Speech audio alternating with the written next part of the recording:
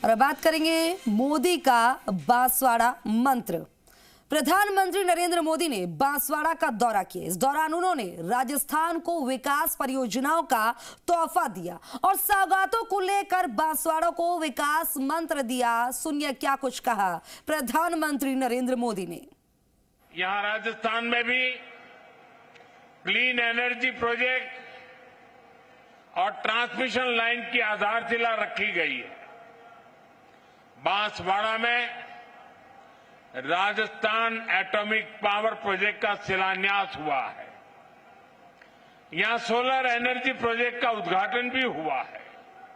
कांग्रेस राज में बांसवाड़ा, डूंगरपुर, प्रतापगढ़ जैसे क्षेत्रों में अपराध और अवैध शराब का कारोबार खूब पनपा, लेकिन जब यहां आपने भाजपा को मौका दिया तो हमने कानून व्यवस्था को मजबूत किया, योजनाओं में तेजी लाए। हम यहां बड़े बड़े प्रोजेक्ट लगा रहे हैं। साथियों, कांग्रेस ने आदिवासी समाज को हमेशा नजरअंदाज किया, उनकी जरूरतों को कभी समझा ही नहीं। ये भाजपा सरकार है जिसने आदिवासी कल्याण को प्राथमिकता देते हुए अलग मंत्रालय बनाया। जब अटल जी की सरकार आई तब पहली बार आदिवासी मंत्रालय बना। सौर ऊर्जा से मुफ्त बिजली उनके लिए बहुत बड़ा वरदान साबित हो रहा है। साथियों, आज भारत विकसित होने के लिए तेज गति से काम कर रहा है और इसमें राजस्थान की भी बड़ी भूमिका है कि आज राजस्थान की भाजपा सरकार राज्य के विकास में पूरी ईमानदारी से जुटी है।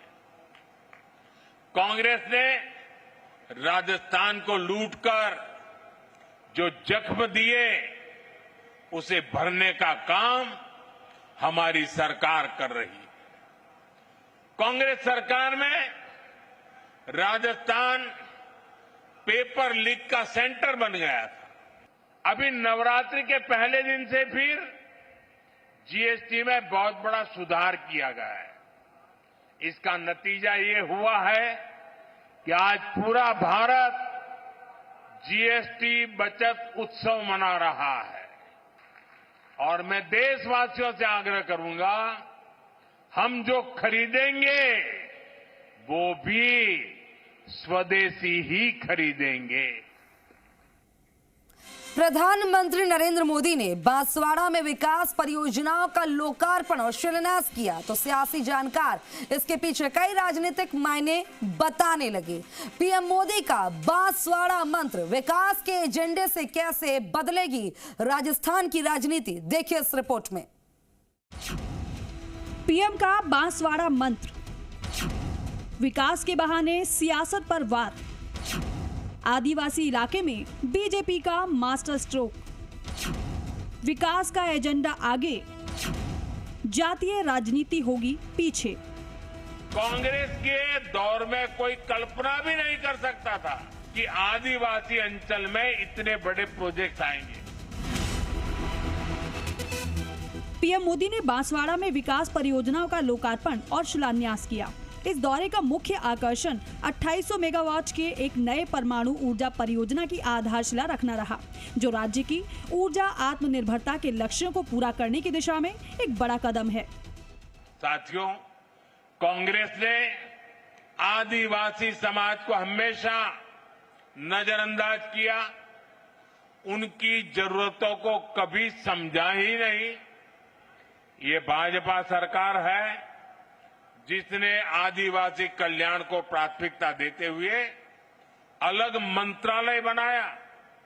जब अटल जी की सरकार आई तब पहली बार आदिवासी मंत्रालय बना।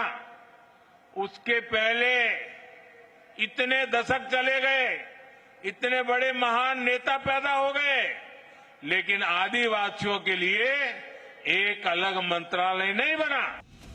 पीएम के इस कदम को सियासी जानकार बड़े राजनीतिक मायने बताते नजर आए। इसके साथ ही इसे बीजेपी की सोची समझी रणनीति के तौर पर भी देखा जा रहा है।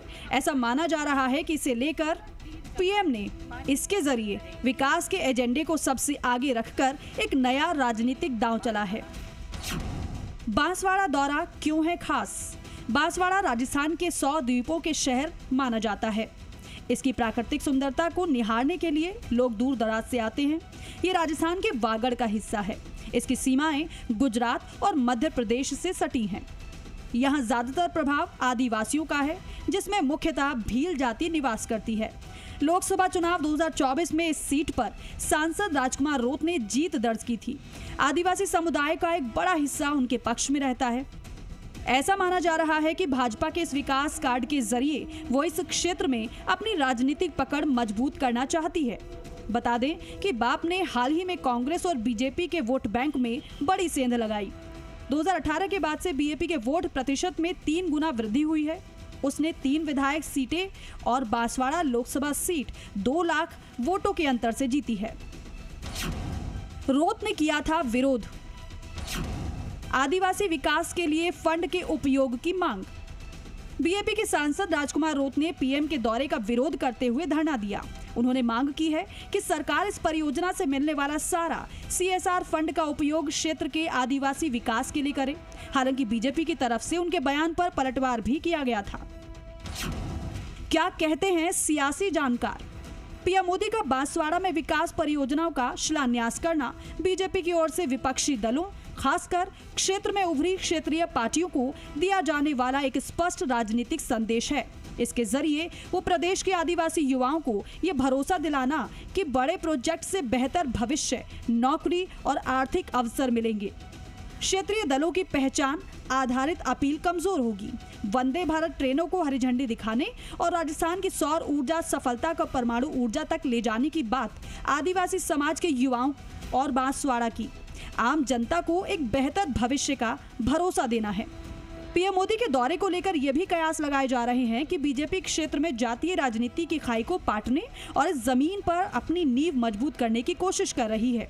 कुल मिलाकर पीएम का यह दौरा सिर्फ तात्कालिक चुनावी रणनीति नहीं है, बल्कि भाजपा की राजस्थान में एक लंबे समय की राजनीति योजना का हिस्सा है, जिससे आने वाले समय में यह आदिवासी बहुल क्षेत्र भाजपा के लिए एक मजबूत गढ़ बन सकता है। ब्यूरो रिपोर्ट, जी मीडिया। प्रधानमंत्री नरेंद्र मोदी के बांसवाड़ा दौरे के दौरान सीएम भजनलाल शर्मा ने प्रधानमंत्री का स्वागत किया और सभा को संबोधित करते हुए कहा कि पीएम नरेंद्र मोदी के नेतृत्व में राजस्थान तेजी से आगे बढ़ रहा है। सुनिए सीएम भजनलाल शर्मा ने इस दौरान क्या कुछ कहा। सबसे पहले मैं भारत के यशस्वी प्रधानमंत्री श्री नरेंद्र मोदी जी का राजस्थान की धरा पर हार्दिक स्वागत और अभिनंदन करता हूं।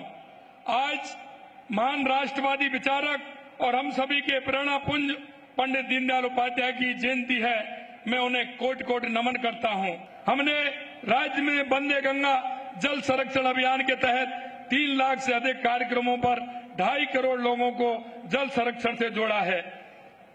कर्म भूमि, आपके मार्गदर्शन में कर्म भूमि से मातृभूमि अभियान के तहत 40,000 जगहों को चिन्हित कर इनमें लगभग 10,000 स्थानों पर भूजल रिचार्ज संरचना का निर्माण प्रवासी राजस्थानियों के माध्यम से कराया गया है।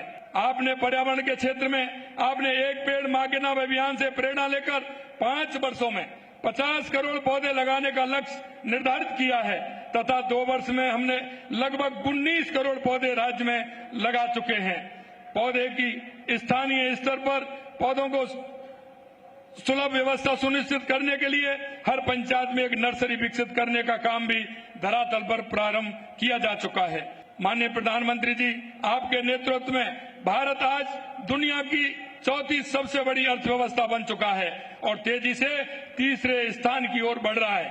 आपने अभी जीएसटी के संबंध में आपके साहसिक पहल से आज देश बचत उत्सव मना रहा है।